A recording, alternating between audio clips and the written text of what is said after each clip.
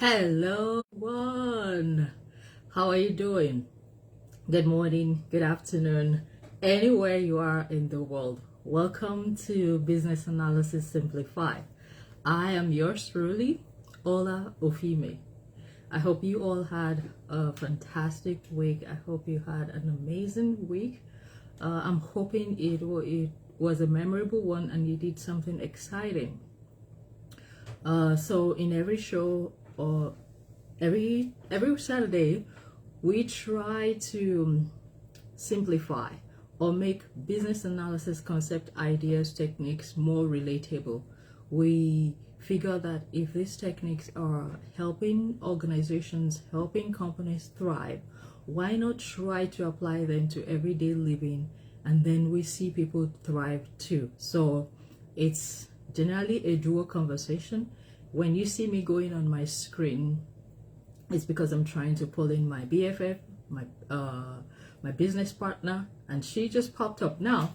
I'm trying to pull her in, so bear with me. I like to think that I am multitasking, but I am not. So I might just go blank on you as I'm trying to pull her in, if it would allow me. Okay, I think I may have to use my hand. Okay, and I think she's coming up. So Christmas is coming, everyone. I hope you're excited, and I hope you are getting your shopping done. If you have a large family and you have to. Hello, Katie. How are you Oh my doing? God, I'm good. Good morning. You manage to crack me up every single morning when you talk about, okay, I think I'm multitasking, maybe I'm not. I'm like, oh my God, hola. Yes, I'm also multitasking. Oh Yeah. boy. Hmm. So, how was your week? Did you have a good week? Oh yeah. Oh, well, it was good actually. Oh, but winter is coming. No, Winter is winter is here. coming, and Christmas is coming. Christmas Oh is yeah. coming because Oh with yeah. winter comes Christmas. That's the best part for me. So I try to Actually. look at the good side of winter, which is Christmas. So one question that I want to put to you quickly this morning: are Hmm. you an early shopper or a late shopper? Do you wait for your to the last week of Christmas before you do all your Christmas shopping, or you shop way ahead because you have lots of people you want Oh, to give gifts to? I, I think I'm a middle I line like shopper. that. I Like like that I middle don't ground. go early. Okay. And I don't do last minute because it's just very crazy and crammed and rowdy, right?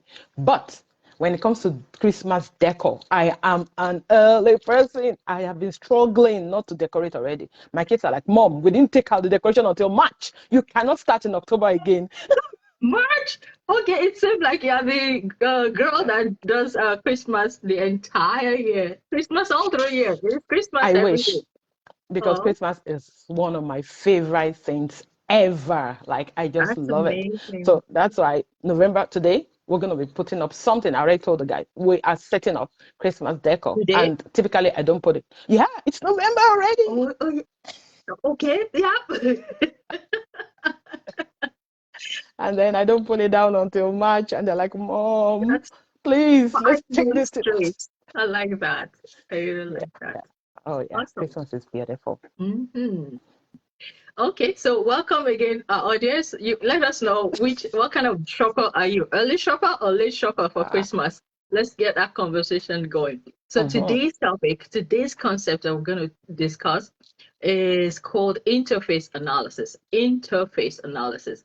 I mean, interface generally just means a connection between two things. It could be between two systems. It could be between two processes. It could be between two hardware, right, to connect them Mm. together. But in the realm of business operations, organizations would have various systems to support their processes. Remember, computers or apps, applications are put in place to help people get their work done, their business processes accomplished on time as Yeah. against performing it manually.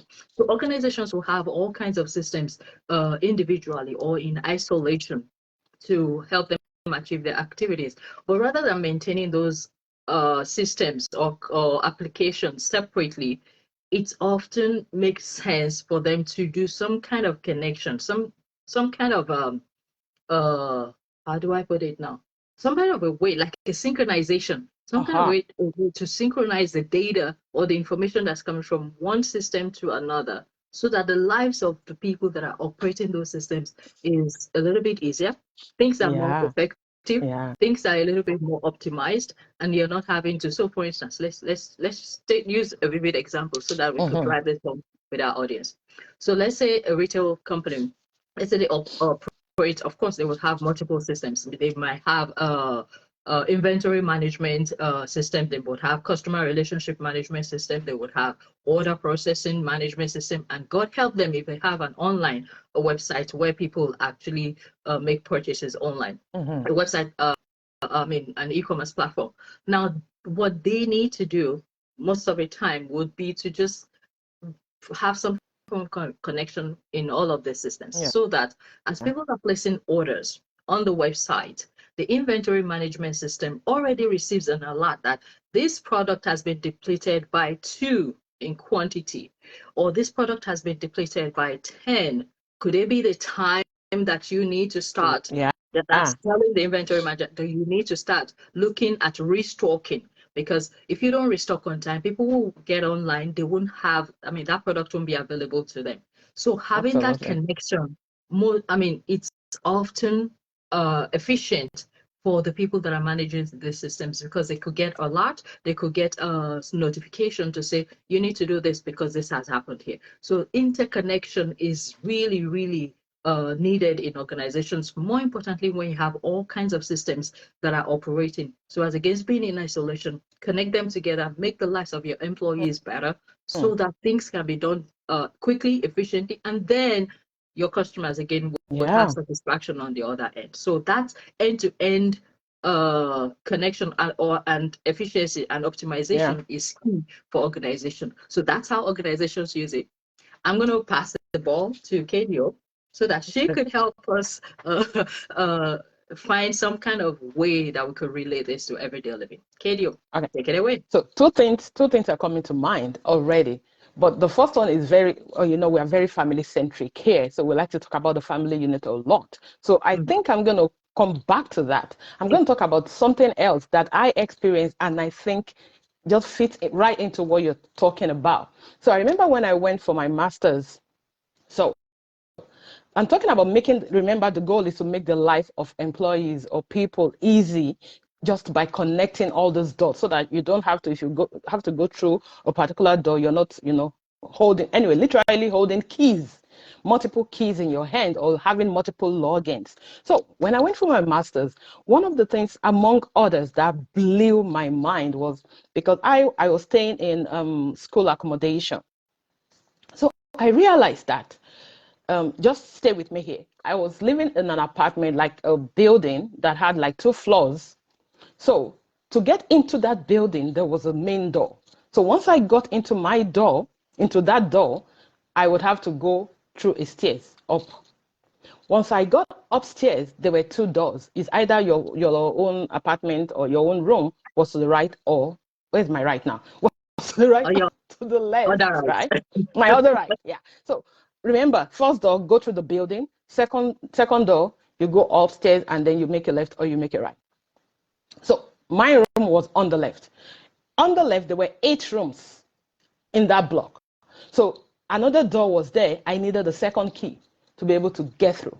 And then once I was able to go through that door, then to my room, a third door that I needed to access to be able to get to my room from the building. Guess what, Ola? When I came down fresh from the boat, got my keys, I was given only 1 key. Initially, it didn't make sense. I was like, oh, okay, yeah, the key to my room. And then I realized that when I got to the number I was given, it was a whole building of 2 floors. I'm like, okay. I tried my key, it opened. I went through the door. Then all the way up the stairs. Then I got to my wing, which was the left wing. It was closed, it was locked. I couldn't access it. I'm like, in my mind, I had exhausted. I didn't have extra keys. That you had. Yeah. But I'm like, okay, put the key in. Lo and behold, it opened. The same key. And then by the time I got into my wing, which was 8 rooms, my room was the far right. Got there, opened the door, the same key opened it. Initially, I was like, this is so weird that, oh my God, my Nigeria brain kicked in that, oh my God, if everybody can access the rooms like this, I'm in trouble. That means somebody could come into your room. So by the time we orientation, met with other people from different countries, and we started talking. So I was like, how many kids do you have? They were like, I have only one. I'm like, I have one too. So are you able to use your key to, because I was really, security was a big thing for me. So she said, I don't know that. Yeah, I just realized I had one key to this girl. She was Indian. So I'm like, okay, let's try something. How about you try opening my door? Because I needed to know so that I could sleep at night. She tried her key. It didn't open my room. I tried my key on her own room. It didn't open her room. And I'm like, oh my God, these people are witches. Then my engineering brain kicked in like, KDO, calm down.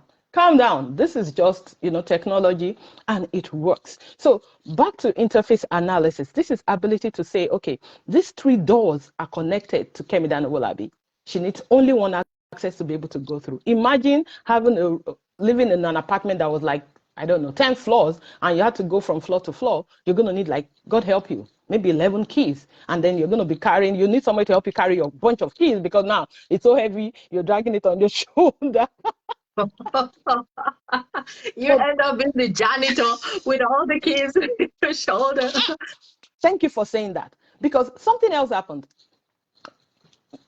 Ladies, whenever you're taking a shower and then you're running the heat, I'm not going to go, there's a particular set of people from a particular country. Every time they're in the shower, the alarm goes off, because number one, the hair is so long, and then I don't know, they just like the heat. So once the alarm goes off, everybody's expected to come out. No matter what state you are, just leave everything and come out.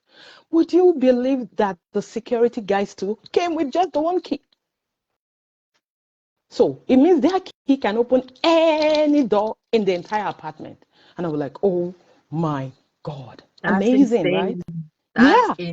insane. And just the same key. So yeah, so talking about interface analysis there, it's technology, and it's also being forward looking, right? So that you know that you make the lives of people easy by connecting these dots in a way that is unique to each person. So that means that in an organization, if I have my access and we work in the same organization, your access cannot go through my other back end or front end, logins, right? So it's unique to me. So yeah, that's the first thing that came to mind. It seems like you wanted to, yeah. Yeah, as you were talking, I thought, these new homes that they're building now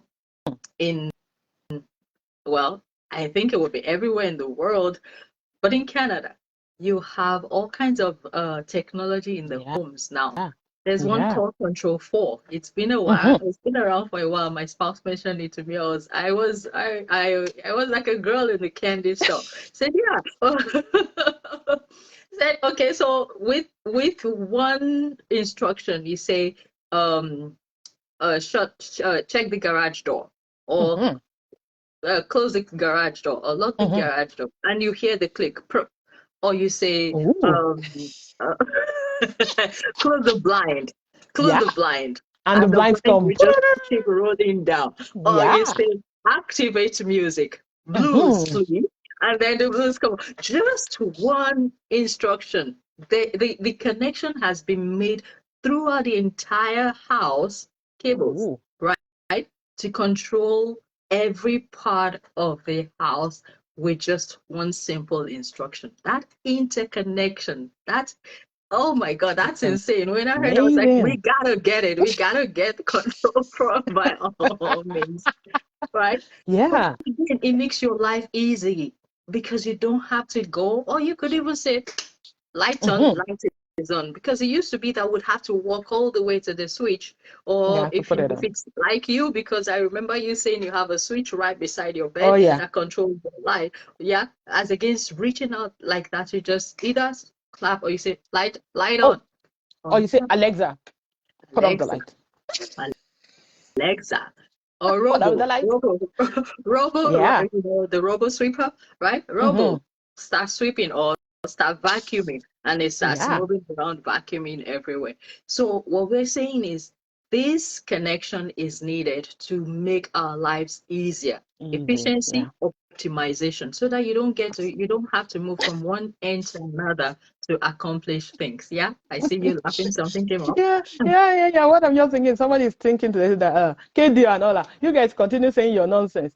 Very soon, robots will take over the world. I'm not putting any of those in my homes, right? Because I don't want I don't want any robot killing me and my family. And we get it. Some people are just not on board just yet, right? Just yet. They can't even picture, they can't even imagine themselves in that kind of house where Alexa is. I remember somebody said to me that, oh, the government is listening to all your conversations with this Alexa. I'm like, whatever, let them listen all they like. In fact, I find that really flattering that Justin Trudeau is sitting down by a phone and listening to what KDO is saying. Have you other thing Anyway, to do? yeah, anyways, whatever. Okay, let's look at a different example for my very technology averse friends and community. Back in the day, particularly, I think everywhere, because you read all the story books, fiction stories, and it paints the same picture.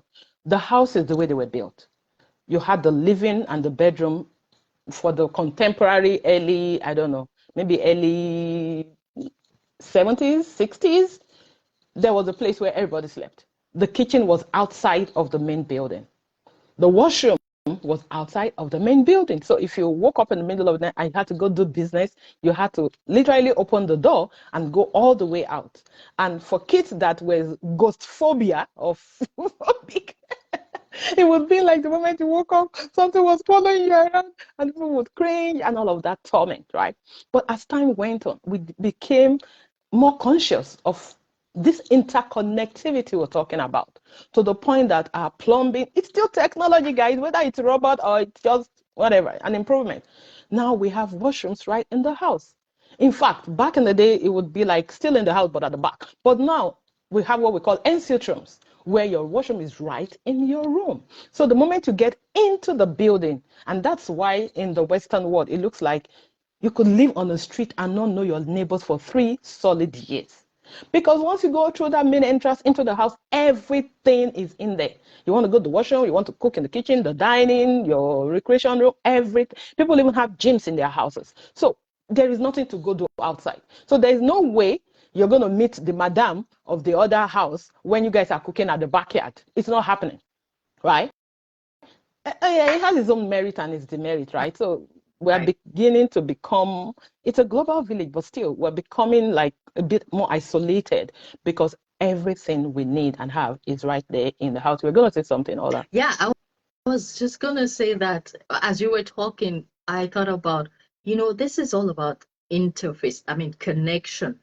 There are connections within the family unit too, right? Because I remember growing up with I had a better relationship with my mom because she's always around. My dad is always traveling for work. We only get to see him maybe once in 2 weeks. And the only time we get to interact with him is when we need something. Like we say hello to him every morning, but we just put him in a box, like a child in ATM glass machine. box. Yes. Price and bring money. And go like, okay, we get to you when we get to you. Or, oh my God, you're so busy. We don't want to disturb you. But when it's time to go to school, we have a way of disturbing him, right? But that again still was limited. We had an interface, which is our mom. Oh, yeah. Yeah, mom usually is in the interface in the family. In my family, was a bit different though. Oh yes, I'll allow you to actually share that with us because your family was my envy back in the day. At some point, I don't know if I mentioned to you that okay, my dad will be listening to this, so let's not say. I was going to adopt your dad to be my dad. Yeah, in my family, the dynamics was a bit different. I know for most families, the mom is the interface. Like the kids need something, they go to their mom, and the dad wants to say something. Go and tell your children. Da, da, da, da, da, da, da. But in my family, our dad was the interface. Oh, God rest his soul. He was the interface for us. Like we needed something, we'll go to dad first. Mom was like, I know mom too is listening, and she's gonna be like, okay, Kemi, I'm coming for you. She's always been like that, give you a knock on the head kind of deal, So mom will be like, whatever, go talk to your dad. And we would just naturally gravitate towards dad, because dad was, he was homely, he was friendly, we would gist, we would talk. Anyway, that's a story for another day. But that, in my family, that was the interface. But like we're saying, in most families, mom is usually the interface, because she's the one that is on the ground, literally on the ground, boots Yeah. on the ground with the children, knows what the children need, and takes that need to dad, and then dad talks back to mom, and then mom goes to the children. We're not saying, because again, remember that on this show, Ola and myself were very family centric. We're seeing things are beginning to change, particularly people that look like you and I. Men are getting more and more involved in the raising of their kids. Women are getting more and more involved in the raising of their kids. It's not just, oh, sit down there, take food, shove in your mouth, and then put clothes on your body, and that's it. We're getting really, really, really, that connection is growing, and it is beautiful, beautiful to see. Because I always say that a child needs two parents. A child needs community. It's not just the mom, the uncle, the aunt. It just needs a community, because that's what the world is all about, right? Community. Absolutely. So that Yeah. interface is key. Yeah, and that's the other end of that phrase too. Remember, we've been saying interface, but the other portion of that phrase is interface Analysis. analysis. So Yeah. if the connection is has been depleted, because there hasn't been some deposits in people's emotional banks, or if the the connection has been broken down by virtue of maybe neglect, right? You want to analyze at some point. Analyze it, revisit Yeah. revisit what it is that has gone wrong, and try to fix it. So that's the analysis portion of that Yep. interface I've been talking about. Analyze it, fix things, and let that connection, that interconnectivity, get back to the right standing, get back to a good position where everyone becomes more efficient, things are more optimized, and then Absolutely. gradually building that relationship, the most important relationship in your life. Because for work, yes, they figured it out. Businesses already figured Yeah. it out. Organizations Yeah. already Yeah. figured it out. But we, As in our individual, people. Yeah. in family unit, these are the most important people in our lives, and we got to repair the broken relationships, repair the interconnection that we have if it's broken, Yeah. so that we can spend more time with the ones that we truly, truly love. Absolutely. And talking about analysis, we have a class starting next week, Saturday, business analysis, mastering business analysis. It is. If you're thinking you've done your analysis, you need that plug, that interface, to transition into the IT industry. DM myself, DM Ola, you don't want to snooze on this one. 2023 is not yet gone. Don't call it dead. Let's start working towards that goal of transitioning into IT. Join our next, like I said, this time next Saturday, class is going to be just in about 2 hours. So get on board, talk to myself, talk to Ola. Let's make it happen for you so that you can join the next class. We look forward to being, that connection Yes. for you into your IT, into the IT world, and on into your IT journey. All right. Okay. So thank you very much for joining us today on the episode of Interface Analysis, but under that umbrella, Business Analysis Simplified.